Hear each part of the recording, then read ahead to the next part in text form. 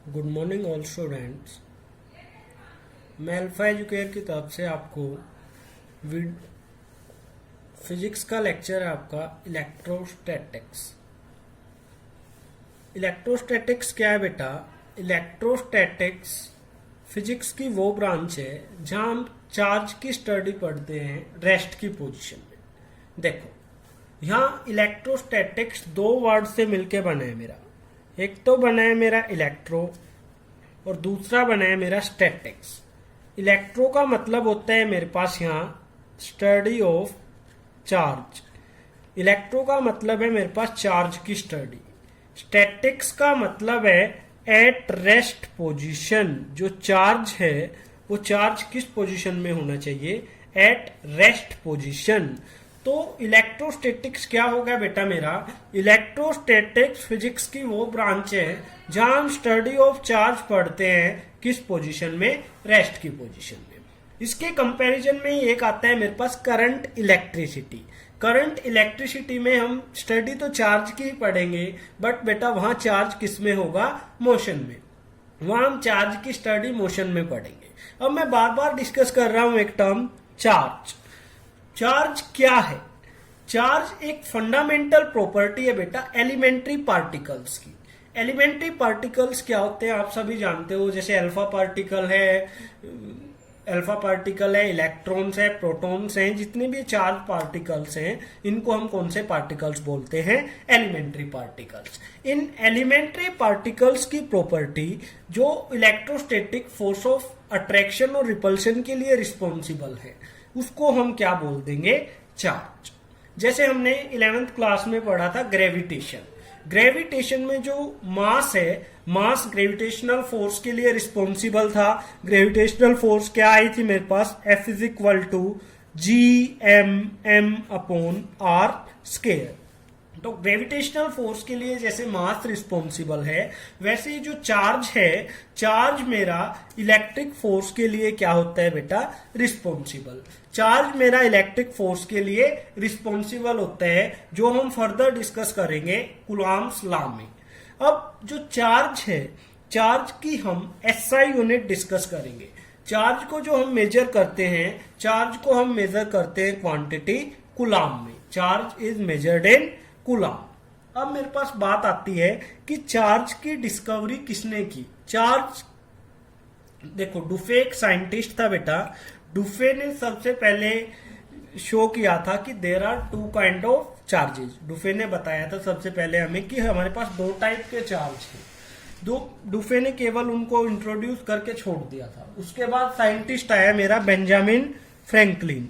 Benjamin Franklin ने क्या किया? उन दो चार्ज को डुफे ने जो इंट्रोड्यूस किया था, बेंजामिन फ्रैंकलिन ने उनको क्या कर दिया? वापस नेम दे दिया, पॉजिटिव चार्ज और नेगेटिव चार्ज। पॉजिटिव चार्ज और नेगेटिव चार्ज। अब जो बेंजामिन फ्रैंकलिन था उसने जो सेम टाइप के चार्ज थे, सेम टाइप के चार्ज हम छोटी क्लासों से ही पढ़ते आ रहे हैं, रिपल्शन। अब चाहे पॉजिटिव पॉजिटिव चार्ज हो या बेटा चाहे नेगेटिव नेगेटिव चार्ज हो, पॉजिटिव पॉजिटिव के बीच में भी क्या आएगी? रिपल्शन। नेगेटिव नेगेटिव के बीच में भी क्या आएगी बेटा? रिपल्शन। ऐसा नहीं होगा कि पॉजिटिव नेगेटिव क्या कर जाए? रिपेल कर जाए। अपोजिट टाइप के चार्ज होंगे उनके बीच में हमेशा क्या होगी? अट्रैक्शन। सेम टाइप के चार्ज होंगे उनके बीच में बेटा क्या होगी? रिपल्शन।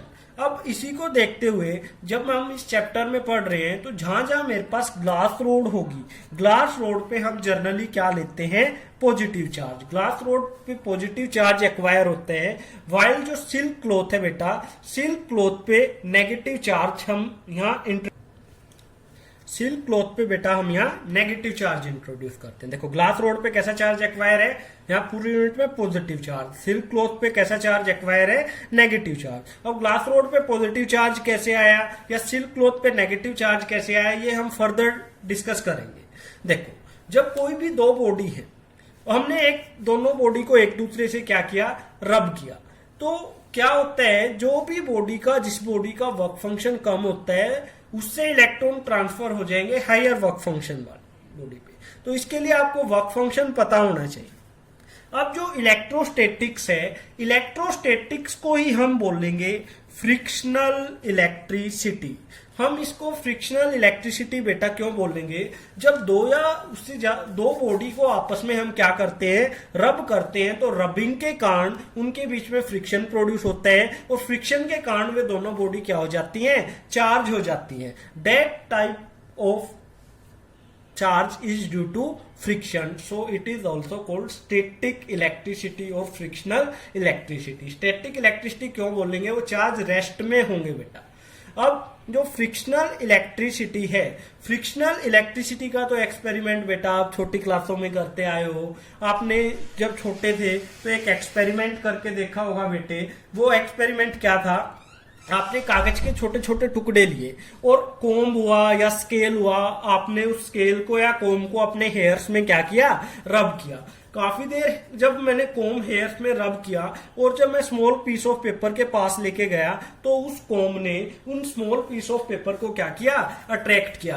और ये किसके कारण हुआ है? फ्रिक्शन के कारण उसमें क्या प्रोड्यूस हुआ है, चार्ज प्रोड्यूस हुआ है। That type of charge is due to charging due to friction. अब हम डिस्कस करते हैं कि ग्लास रोड पे पॉजिटिव चार्ज कैसे आया है और सिल्क क्लॉथ पे नेगेटिव चार्ज कैसे आया है। ये डिपेंड करता है बेटा इसके वर्क फंक्शन पे। वर्क फंक्शन क्या होता है? वो मिनिमम से मिनिमम एनर्जी होती है जो किसी मेटल सरफेस में से इलेक्ट्रॉन को इजेक्ट करवाने के लिए हमें चाहिए होती है। अब देखो वो कम से कम एनर्जी हम कैसे समझेंगे? देखो हमारा वर्क फंक्शन कैसे लेंगे। जैसे ये हमारे पास कोई मेटल सरफेस है, इसको हम बिल्कुल जर्नल एग्जांपल से डिस्कस कर रहे हैं। देखो हमारा फिजिक्स का पेपर होता है बेटा 70 मार्क्स का। अब 70 मार्क्स में से 23 मार्क्स को सबको पास होने के लिए चाहिए होंगे, तो इसका मतलब ऐसा ही वर्क फंक्शन में होता है। तो वर्क फंक्शन से इलेक्ट्रॉन इजेक्ट करने की कुछ ना कुछ मिनिमम एनर्जी है। अब देखो जिसके 23 मार्क्स है वो भी पास है, जिसके 70 है वो भी पास है, जिसके 60 है वो भी पास है। बट एक मिनिमम टू मिनिमम तो रिक्वायरमेंट है मेरे पास 23 मार्क्स, तो इस केस में वो हमारा क्या हो जाएगा, वर्क फंक्शन हो जाएगा। ऐसा ही मेटल के केस में है कि मेटल को कुछ कम से कम एनर्जी की रिक्वायरमेंट होती है ताकि उस मेटल सरफेस से वो इलेक्ट्रॉन एनर्जी ले और मेटल सरफेस से इजेक्ट होके आउटर सरफेस में आ जाए। That is known as work function of the metal. उसको मेटल का बेटा क्या बोल देंगे, वर्क फंक्शन बोल देंगे हम। अब देखो अब इलेक्ट्रॉन ट्रांसफर कैसे होंगे? जिस भी बॉडी का वर्क फंक्शन कम होगा वहां से इलेक्ट्रॉन इजेक्ट होगा और जिस बॉडी का वर्क फंक्शन ज्यादा होगा उस बॉडी के ऊपर इलेक्ट्रॉन्स क्या हो जाएगा, ट्रांसफर हो जाएगा। अब देखो मेरे पास एक बॉडी जैसे ग्लास रोड थी, एक बॉडी मेरे पास क्या थी, यहाँ सिल्क क्लॉथ थी। अब देखो जो ग्लास रोड थी, ग्लास रोड ने कैसा चार्ज एक्वायर किया था, पॉजिटिव चार्ज एक्वायर किया था मेरा। जो सिल्क क्लॉथ था बेटा उसने कैसा चार्ज एक्वायर किया था, नेगेटिव चार्ज एक्वायर किया था। अब ग्लास रोड पे पॉजिटिव चार्ज क्यों आया? क्योंकि ग्लास रोड का यहाँ वर्क फंक्शन कम है। ग्लास रोड से इलेक्ट्रॉन इजेक्ट होके किसमें चले गए थे, फ्रिक्शन के कारण सिल्क क्लॉथ पे चले गए थे। अब जहाँ एक्सेस ऑफ इलेक्ट्रॉन होंगे उस बॉडी को हम बोल देंगे नेगेटिवली चार्ज बॉडी, और जहाँ इलेक्ट्रॉन की डेफिशिएंसी होगी, कमी होगी, उसको बोल देंगे हम पॉजिटिव चार्ज बॉडी। ये मेरे पास बेटा ग्लास रोड थी और ये मेरे पास क्या था, मेरे पास सिल्क क्लॉथ था बेटा। अब देखो जब ग्लास रोड से इलेक्ट्रॉन ट्रांसफर हुए सिल्क क्लॉथ पे, सबको पता है इलेक्ट्रॉन्स का कुछ ना कुछ चाहे नेग्लिजिबल अमाउंट में हो बट स्मॉल अमाउंट में मास तो होता है। तो जब ग्लास रोड से इलेक्ट्रॉन ट्रांसफर सिल्क क्लॉथ पे होंगे तो सिल्क क्लॉथ का मास स्लाइटली इंक्रीज हो जाएगा और ग्लास रोड का मास स्लाइटली क्या हो जाएगा, डिक्रीज। मतलब जिस बॉडी से इलेक्ट्रॉन ट्रांसफर हुए हैं वो उसका तो मास डिक्रीज हो गया, जिस को इलेक्ट्रॉन गेन हुए हैं उसका मास स्लाइटली क्या हो जाएगा, इंक्रीज हो जाएगा, और जिससे ट्रांसफर हुए हैं उसका क्या हो जाएगा, डिक्रीज हो जाएगा। अब मैं डिस्कस करता हूं बेटा polarity of charges. Polarity of charges charge को डिफरेंशिएट करने की ही प्रॉपर्टी है। जो ये दो टाइप के चार्ज है इनको जो प्रॉपर्टी डिफरेंशिएट करती है कि बेटा ये पॉजिटिव चार्ज है ये नेगेटिव चार्ज है, उस प्रॉपर्टी को ही हम क्या बोलते हैं बेटा, पोलैरिटी ऑफ द चार्जेस। इस प्रॉपर्टी को क्या बोल देंगे हम, पोलैरिटी ऑफ द चार्जेस। अब ये पोलैरिटी ऑफ चार्जेस के बाद मैं आपके सामने डिस्कस करने जा रहा हूं न्यूट्रल बॉडी क्या है। किसी भी बॉडी को न्यूट्रल तब बोलते हैं if it has equal number of positive charge मतलब प्रोटॉन्स और equal number of negative charge मतलब इलेक्ट्रॉन्स। अगर किसी बॉडी में प्रोटॉन्स और न्यूट्रॉन्स इक्वल होंगे तो उस बॉडी को हम बेटा कौन सी बॉडी बोल देंगे? न्यूट्रल बॉडी के केस में हम उसको क्या करेंगे? डिस्कस करेंगे। अगर उसमें इक्वल नंबर ऑफ प्रोटॉन होंगे, किसके?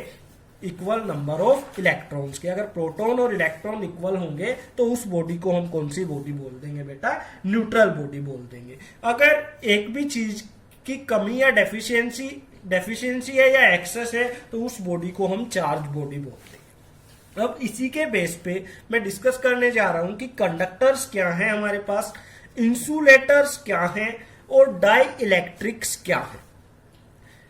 कंडक्टर्स तो हम पहले ही पढ़ के आए हैं। कंडक्टर्स वो सब्सटेंस होते हैं जो इलेक्ट्रिक चार्ज को क्या करने में, फ्लो करने में मदद करते हैं। Conductors are those substance which conduct electricity और which help us to flow of charge, जो चार्ज के फ्लो करने में हमें क्या करे?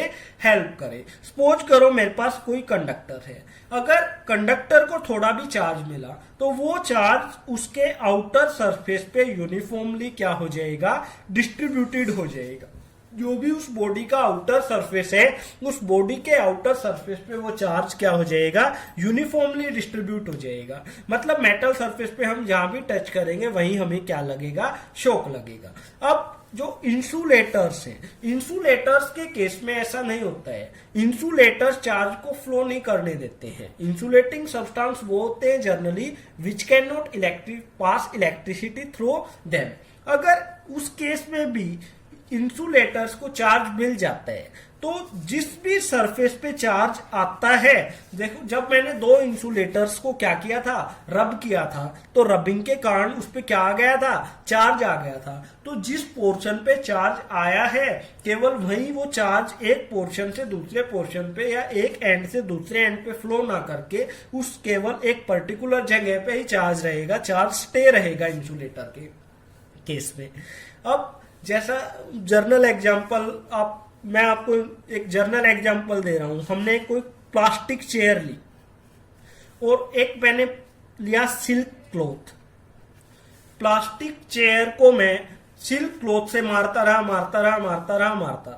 तो सिल्क क्लॉथ और प्लास्टिक चेयर के बीच में क्या हो रही है? फ्रिक्शन फोर्स प्रोड्यूस हो रही है। तो उस फ्रिक्शन फोर्स के कारण उस प्लास्टिक चेयर पे क्या प्रोड्यूस हो जाएगा? कुछ ना कुछ चार्ज प्रोड्यूस हो जाएगा। बट जहां हम क्या कर रहे हैं? रब कर रहे हैं, केवल वो चार्ज उसी पोर्शन में क्या रहेगा? स्टे रहेगा। तो इंसुलेटर की भी प्रॉपर्टी है, इंसुलेटर को चार्ज जहां मिलेगा उसी पोर्शन पे चार्ज स्टे रहेगा, वो कहीं फ्लो नहीं करेगा। जनरली रबर एग्जाम्पल है। अब जो डाई इलेक्ट्रिक्स है ये आपके लिए नई टर्म है।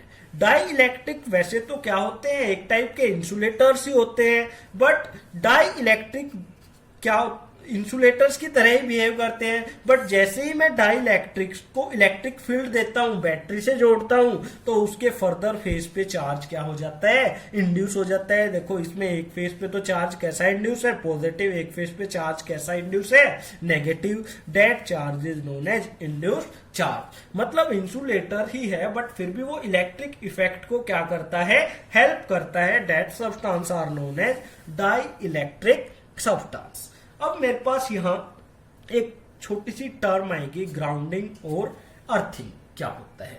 अर्थिंग और ग्राउंडिंग चार्ज को शेयर करने की प्रॉपर्टी होती है। The sharing of electric charge through earth. जो भी चार्ज है उस चार्ज को अगर हम अर्थ से शेयर कर देते हैं, that sharing of charge is called grounding और अर्थिंग। क्लियर है?